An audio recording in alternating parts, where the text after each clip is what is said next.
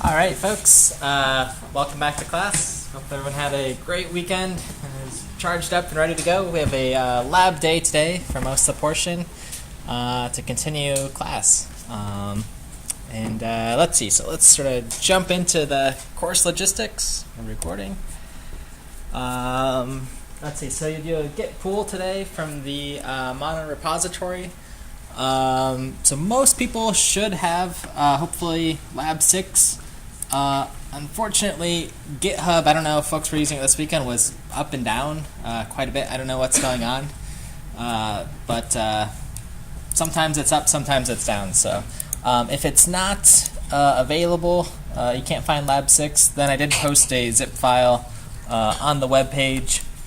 So you can just download it here and then add it to your repository. Yeah? Just to clarify, for Lab 5, Part 2, the only thing that we needed to submit was the 2 text files, right? I believe so. Let me bring up Lab 5 just to clarify.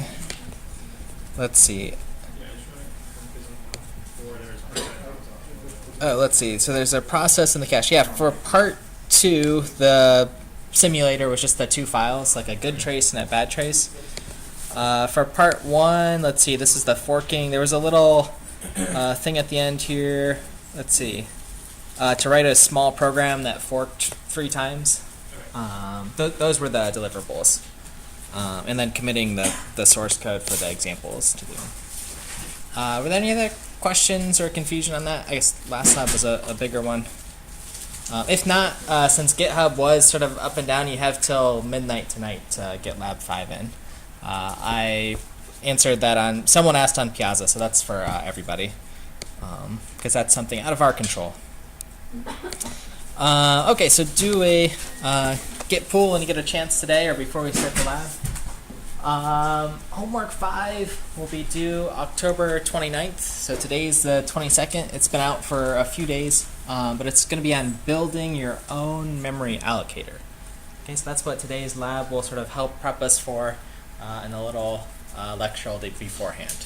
I think it's a fun lab, kind of an exciting project to work on, and we'll sort of really apply some of the things we've learned, like linked lists and how they might pragmatically be used, or other data structures.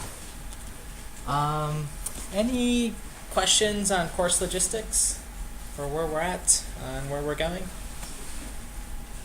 We're making good progress. We're going to jump into concurrency next week, which is a fun topic. Okay. Otherwise, let's move on ahead. So last class, what we talked about was virtual memory, sort of debunking what it was, this idea that our user space programs, the stuff that we write, we sort of see virtual memory that's nicely organized for us in these contiguous byte arrays. We found the three sort of advantages. That second one, of course, being how we see things as programmers, and then how we can sort of use our DRAM as a cache, okay, for quickly looking up memory and addresses. Okay, and then finally, the isolation of address spaces. Okay, so since we're looking at things in these sort of page-sized blocks, we can protect them with certain bits, whether we're reading, writing, or executing them. Okay. Our enabling data structure was that page table. It sort of keeps track of where all these pages are in memory. And then we spent some time talking about the actual hardware. So in the MMU, it's sort of doing this translation. Then we added a translation look-aside buffer to assist us with looking up these pages, or excuse me, these addresses very quickly of pages. Right. Okay, so that was last class. And then we dove a little bit into memory allocation, which we'll continue on with today. Okay, so a key question that comes up, and I believe even came up in this class, was, we've used malloc, we've used free, but how much memory do we free when we do free and then just some pointer? Okay, and then the answer was, we need to do some bookkeeping. Someone's got to be keeping track somewhere of how big these blocks of memory are that we're dynamically allocating on the heap. So typically what happens is we have some structure. The one I'm pointing to here, you're going to see again in your lab. I'm just calling it a header, and it's just some block of memory. And all I want you to notice for now is that within this structure that we've created, there's something called size. And that tells us how many bytes we've allocated. Okay? So if I'm freeing P of 0, and P of 0 was 127, inside this structure it's going to say size is 127.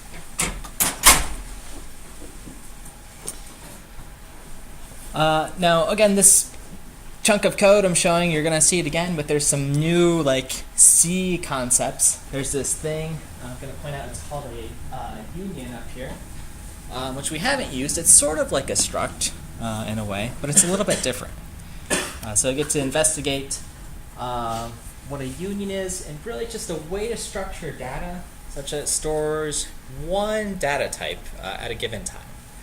Okay, so it's either or rather, it's making space to store one data type at a given time. Okay, so there's a nice little tutorials point here, sort of explaining that and what that means. You'll see it again in your lab, and we can continue discussion. But just know union's a new thing here. Okay, so besides that aside, what I want to point out is when we're mallocing something, P0, malloc 4 here, what we're actually doing again is we have some structure that's keeping track of the 4 bytes we want to allocate, but we're actually allocating at least 5 things, right? And there's one thing here saying, how big is this block of memory? Okay, so your computers, we've sort of been lying to you this whole time again. When you malloc 4, you're getting, maybe 5 blocks at a time. Okay, and I'm using the word block very generically, 5 bytes, if you want to think of it that way, when you're asking for 4. A question? How are we doing with that picture? Can we actually do pointer -1 and look at that spot and see the size? Yep. Good there? You got it. Yep. So. Do people use that ever? Is that the thing? Is that bad practice? Yeah, no, so this is okay. This is actually probably something you'll use similar to your strategy, right? So we have our blocks, and just sort of interleaved in between. It's still a nice contiguous block of data. So it's still pretty efficient, right, when we've talked about things like caching and stuff. But just interleaved here. And then remember, these are just pointer addresses, so we're sort of hopping to the right thing. We're scooting +1 or -1, depending on how you're looking at it. So P of 0, right, really starts here, but we're really looking at P of 0's address, -1.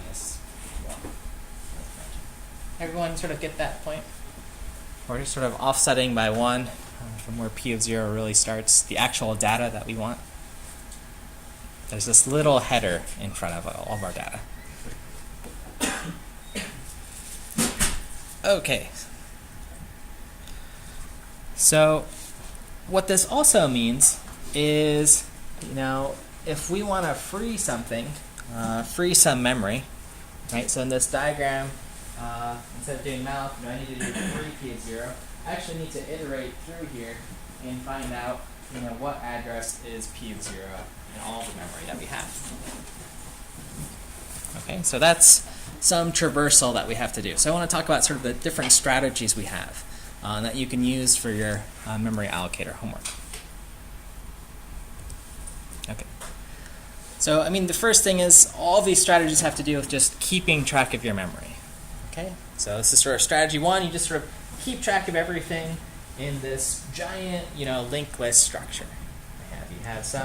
You did some memory allocation that took up 4 blocks.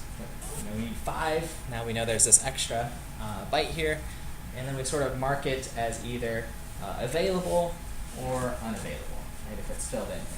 And we just kind of link things together in this huge list. Okay, and then if we want memory, we just iterate through our linked list. Right? We're just jumping point to point and seeing, hey, can I use? Do I have 3 spaces somewhere? The second strategy is to just maintain some other linked list, second one that has all of your free memory in it. Okay, so we can see where we're sort of hopping in our linked list and just ignoring memory that's already been used up here. Okay, so you're going to do a malloc, and you say, well, I need, 5 bytes or something. So you look here, 1, 2, 3, 4, nope, not enough. So you jump to the next link and say 1, 2, 3, 4, 5. Okay, I can do something here. Okay, and that might be a way to sort of allocate faster. So again, the idea is you just have these linked lists with all of your data, all these blocks, sort of pointing to where can I allocate memory.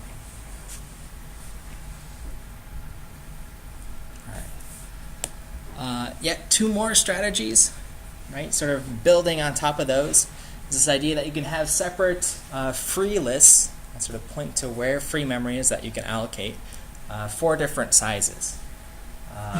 Examples could be, you have a list of all powers of 2 things, 2, 4, 8, 16. And anytime someone does malloc for 8, you sort of iterate through that list and say, okay, do I have a pointer or a block that points to 8 things and is marked as free? Okay.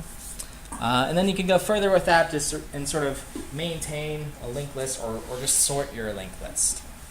Okay? And sort it by size and then figure out what different size blocks you have. Okay? Everyone sort of okay with this idea of we just have some chunks of memory, we've done some allocations all in our heap, and then we point to the next sort of block in this linked list structure. Making sense? Sinking in a little bit? All right, cool. And that's what we'll be sort of working on or thinking about today as well. Okay. So if we just have this general idea of how to find free memory, we might have some other further strategies for how we allocate memory. Okay. So how do I decide when I request or when I malloc 3 blocks, where should I put them? What's the right strategy? So I'm going to go over a few. And the first is it's this implicit list for finding a free block. It's called the first fit strategy. Okay, so you're going to search from your beginning of your list here at the start and choose the first free block that fits. Okay, so I start here.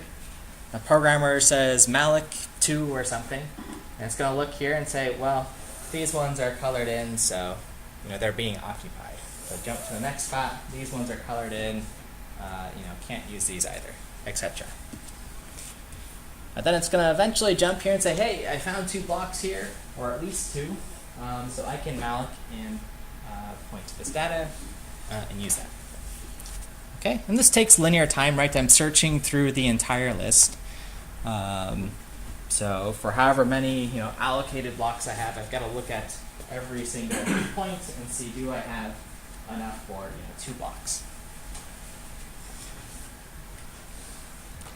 Okay, so malloc 1 or 2 works here.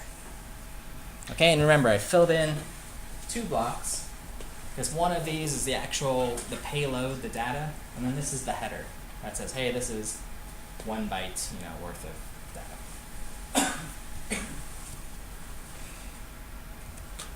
Okay, so that's strategy number 1, first fit. The next strategy is called the next fit strategy. Okay, and this one's almost the same, except you're searching from where you last left off.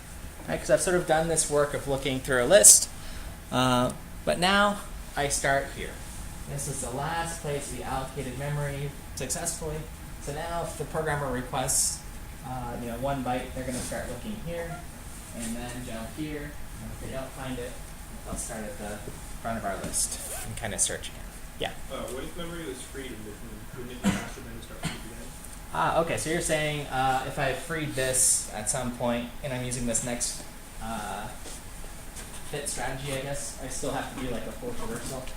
This is where it becomes fun, and it's sort of a game, and that there's no real optimal strategy. It happens to be a lot of programs, the memory you allocate at the start tends to live a little longer. So maybe next fit's a little better, maybe it's worse. It kind of depends. This would be a really fun thing to actually time some of your programs, because we're writing our own malloc, our own free, so you can use them in every C program that you've written, and you could compare it against the other malloc and free or something. But that's a really good point, right? This is like algorithms right here, a really good example. In this case, right, that I'm using, it's a little bit faster. As we left off here, and then we have more memory, and then we can always extend this by requesting more. So maybe it works out, maybe not always. So yeah, with the next fit, it may be better. Again, that's the maybe part, and you sort of avoid rescanning from the start every time, right? Because maybe you do like a really big allocation here at the start of your program. Okay, but again, it could make fragmentation just as bad. Okay, and again, for mallocing 1 here, remember we need 2 blocks, one for the header, one for the actual payload.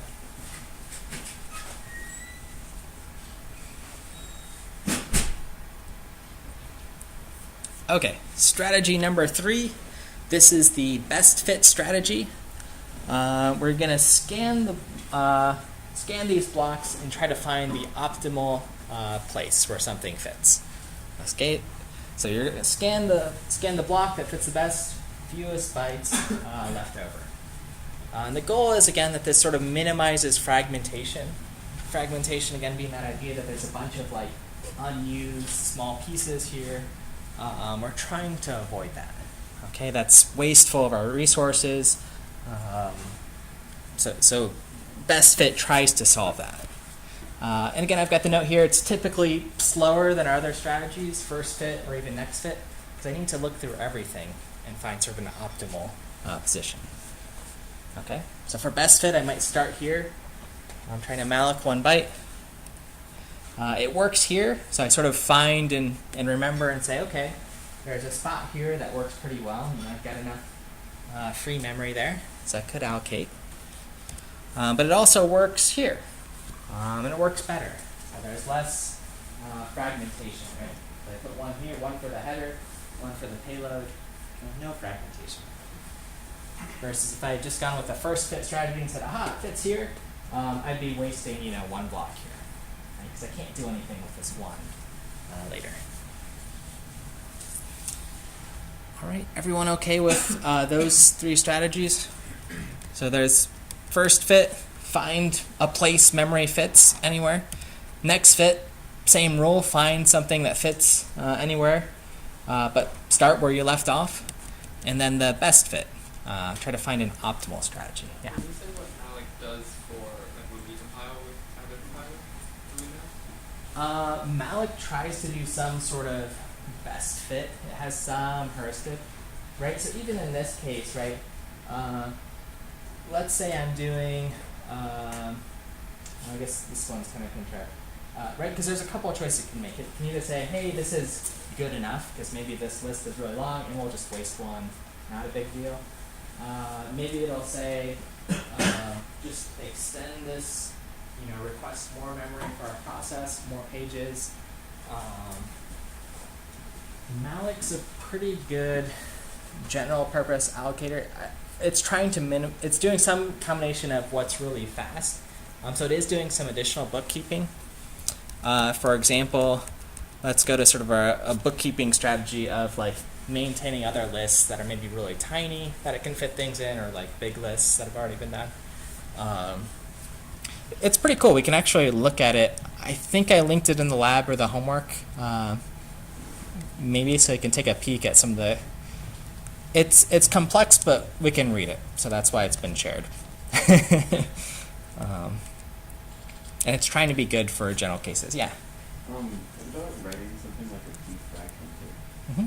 So like you did next fit until you couldn't fit anything anymore, and then you tried to defrag it. Yeah. It's really slow. Yeah. So you're saying maybe like in this case, right, where we malloc here, and we're getting like this little fragmentation here. So is it the case that we can sort of like move this block over here, or just like sort of scoot everything forward? And the answer is yes. So there's a couple of things that'll happen during defragmentation. One, it'll either try to combine blocks that are right next to each other, or it will do this actual sort of like physical moving of everything and just scoot everything over just one at a time, to the furthest left it can. That's essentially what your defragmenter is doing, just blocking, squishing everything together. So that might mean, even like reallocating some of this stuff. And remember this, we're looking at this as a list that we're hopping around. We're pointing to new places in memory, but really it is just one contiguous array, right, of memory that we have. Does that sort of answer the question? Sort of like Kind of. I was just wondering if it's a valid strategy, or if it's considered too expensive to do the defragmentation. It's hard to do for, like when you do it on your hard drive, that's a lot of memory, so it is going to take time. While we are allocating, I'll show one or two slides where we try to combine blocks as we go along to have at least big ones, and that delays the problem for a little bit in a program. Yeah, that's a good question. But we could build a defragmenter after this homework. Yeah. If we were to try and defragment it, or we shuffle things around, if parts of our code have pointers into our memory, and we moved someplace, is that not a problem?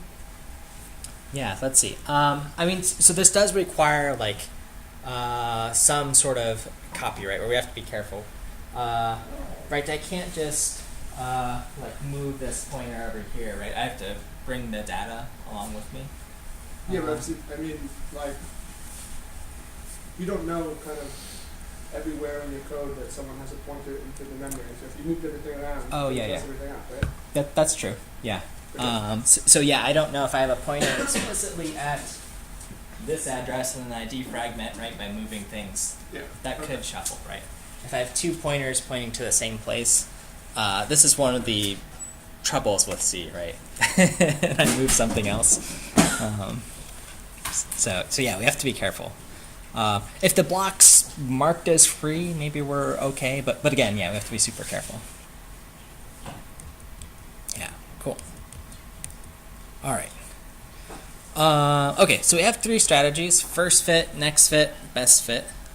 You'll implement either first fit or best fit. I'll talk about that. Or if you want to do next fit, that's fine. But then the question is, how we're allocating free blocks. Well, it depends on our strategy of sort of, here's our list. we found this guy here, 6 blocks. I've requested, I need 3, 1, 2, 3, and that leaves this other block here. Okay. This is called splitting your blocks, right? And this is a little bit better. This is avoiding some fragmentation potential, right? Rather than just using these first few slots, you allocate, and then you create a new block here, a new node that you're pointing to. Okay, that has 1 free spot here. Okay.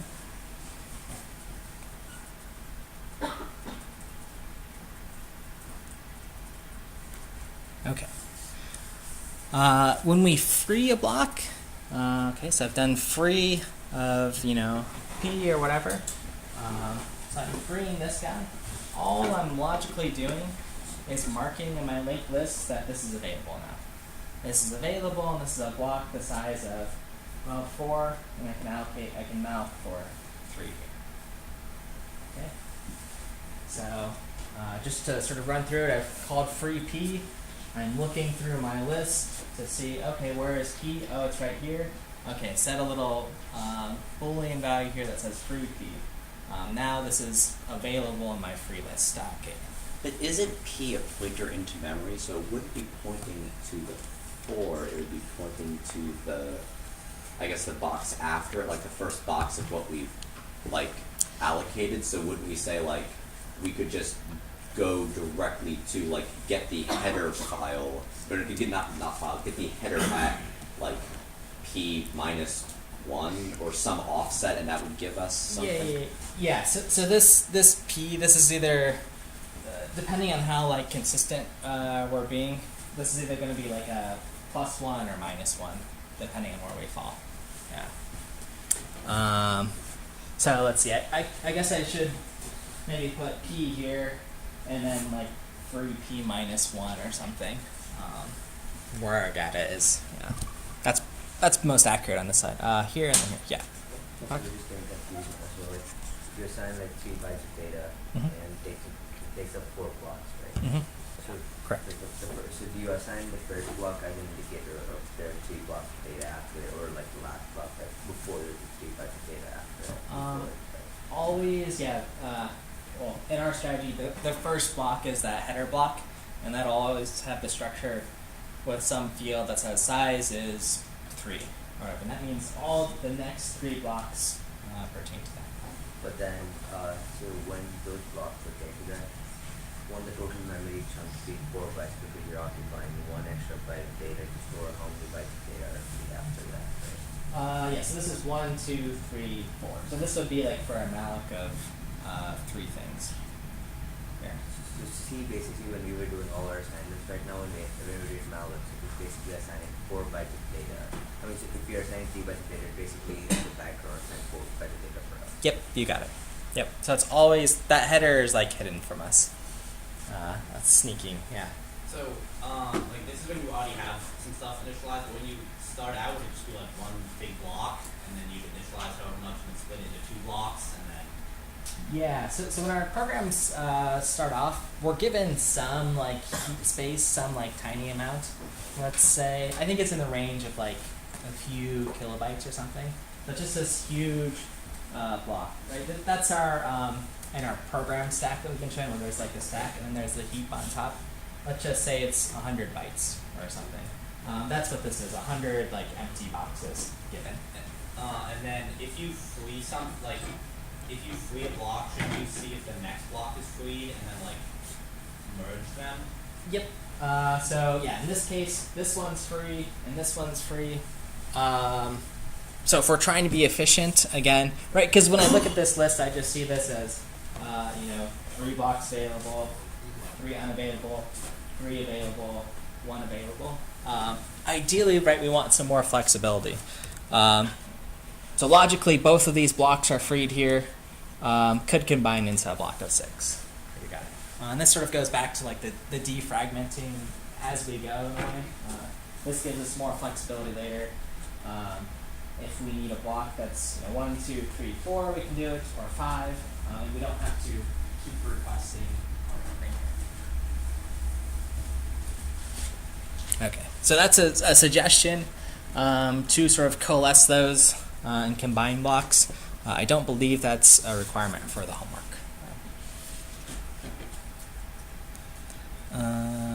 Okay, questions? Otherwise, yeah. Yeah, I have two questions. If you implement, like, top of the implementation is like a malloc, if you use it as an array, well, you can get stuff in constant time to keep it in the index, you can write the memory by some. Sure, yeah, if you're keeping track of where that memory starts. I mean, that's, I guess that's essentially what the array is doing, right? We can look right into the heap. So an array is really a hash map, right? Where I put in some index into it, and then I jump, right to this memory. That's true. And my second question is, I still don't understand the combining part. Oh, the combining part? Yeah, so let's, forget everything. I mean, let's just pretend we have this linked list structure, right? And we have these nodes that we point to. And if I notice, sort of the algorithm would be something like, hey, if the node after me is free, so I'm here, and then I'm saying, okay, is the next node after me free? This one is, right? The box isn't filled in, and it's 2 blocks. Sort of walk back here and add whatever this size is to this one. Okay? And then, logically, again, there might be some data here, some garbage data from previous operations. But just hop back to this node, make this 6, and then this pointer, update it to whatever this thing was pointing at. And then we've essentially got 6 empty boxes here. You free the data to blocks. We're almost just updating this pointer, the point here, and updating this size. So we're adding this size here, and then updating this pointer here. Will the data already in that block be cleared for us? Only unless you zero it out or whatever. Otherwise, it's just left over. Again, and that's one of the sort of like scary things, right, from like security perspective, where there's no like erasing of data. It just says, hey, this data, if we need to write something later, we can't overwrite it. So use that information responsibly. Okay. Any other questions on this? Cool. All right. So just, a few notes on your homework, what you'll see for allocator 1. We're going to do 2 memory allocators. This will be your first one. Sort of getting one up and running. You're given this mymalloc.c. You're going to notice, so there's a malloc function, there's the calloc function. What was the difference with calloc and malloc? Does anyone remember? What does calloc do for you? Yeah, so calloc does give us zeros, which is nice. If you're going to fill in a bunch of data later and want it zeroed out, use calloc. So be given mymalloc, mycalloc, and then my free. You've been given something that just makes a call to the other alloc functions. Okay, so it works. But you're going to rewrite these bodies of code. Okay, so you're going to erase them, clear them out, follow the specifications in the form, in the homework form, and implement what malloc and calloc are doing. Okay, and you might have other helper functions, right? You might think about things like you're going to have some data structure you're using. Maybe you'll have functions for splitting or combining blocks or finding a block. Okay, that's the kind of helper stuff. And so you might have other global variables, etc. here. Okay, and so what that means, question. So I haven't started the homework yet, so I don't know if this is addressed, but if I'm going to want to allocate a linked list to keep track of things, can I use old malloc to do that? So I have to use the sbreak. So we'll be using sbreak, which we'll learn about today. Yep. So then the next note is you should not include malloc or have any calls to malloc at all within your allocator. Okay, so that's the big one. Right? We have mymalloc and mycalloc. Right? So if you just use the C's library that's given to us, well, then our homework's done. So you're going to learn how to use a system call to request memory and then keep track of that memory in these functions. Okay, and you'll have you need some like global variable or whatever to sort of keep track of that. As well. All right, so is that part, everybody clear on that? You won't use malloc, C's malloc? Good. Let's see. So I have a note in the lab 2 that says like, no, don't use this. But then the next part, so you're given the header file for our malloc, I guess.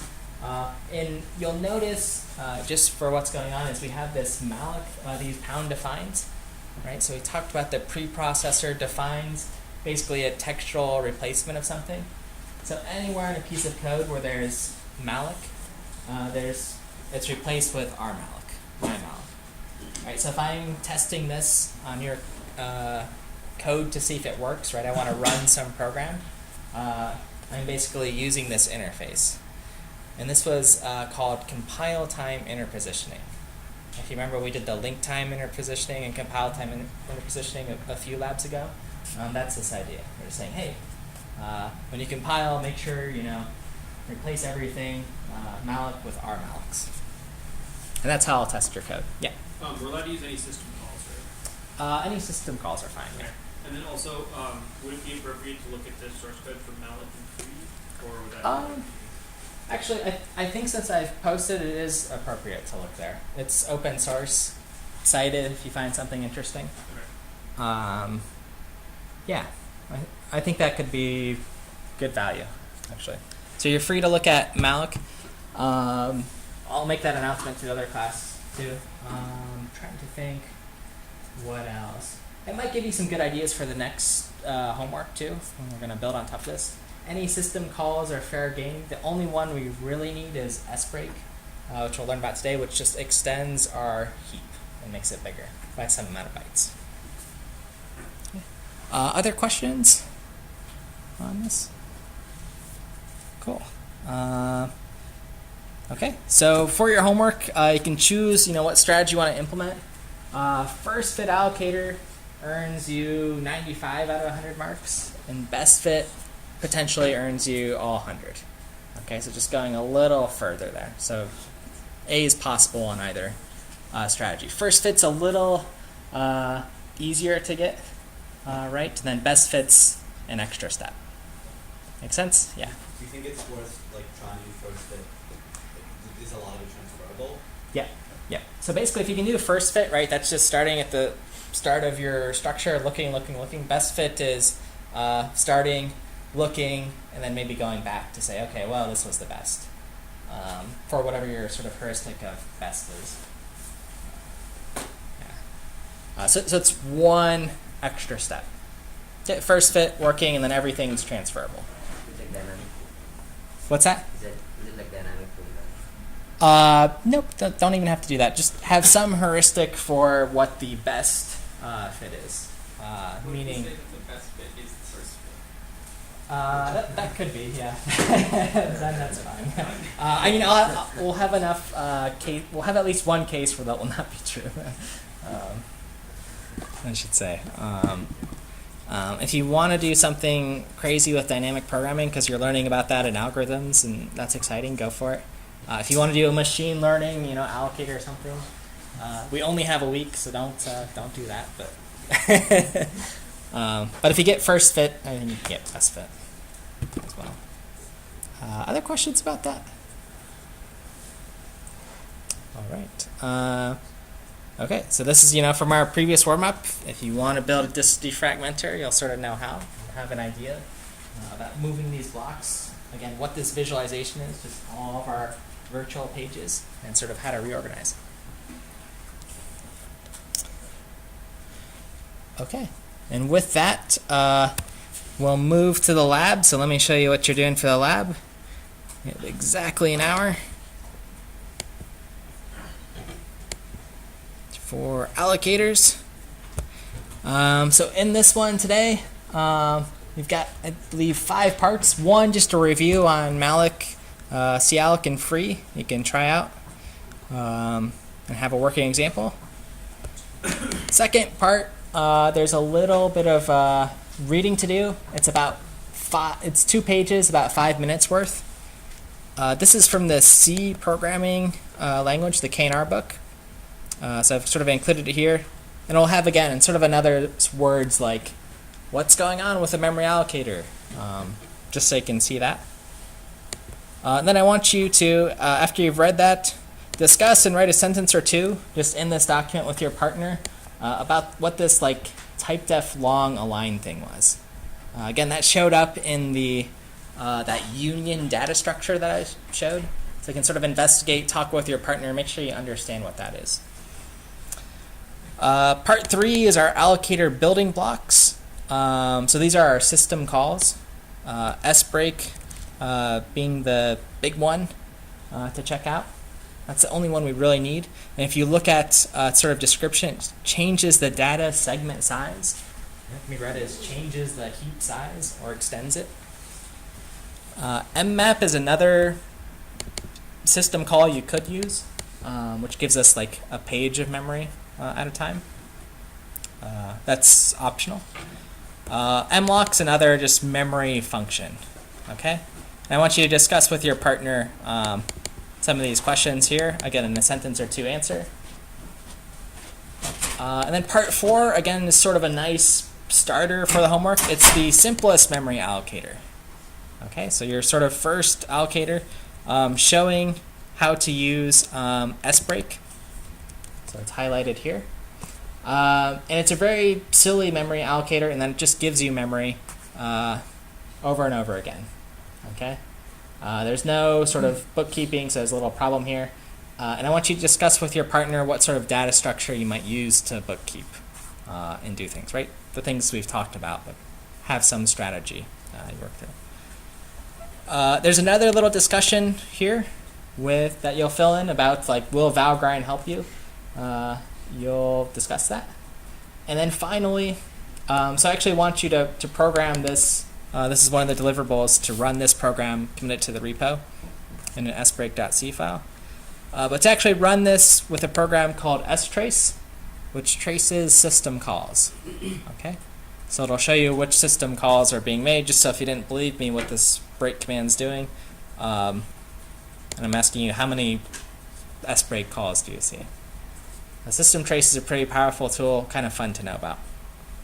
Okay, so that's it for the lab. A lot of sort of discussion with your partner today. And thinking about things to really help set you up for the homework. Any questions on that for the lab? Otherwise, you guys ready for the best part of every lab day? Finding your partner. Oh, one question first. Oh, okay, yeah. Finding your partner game. Okay. 5. 9. 8.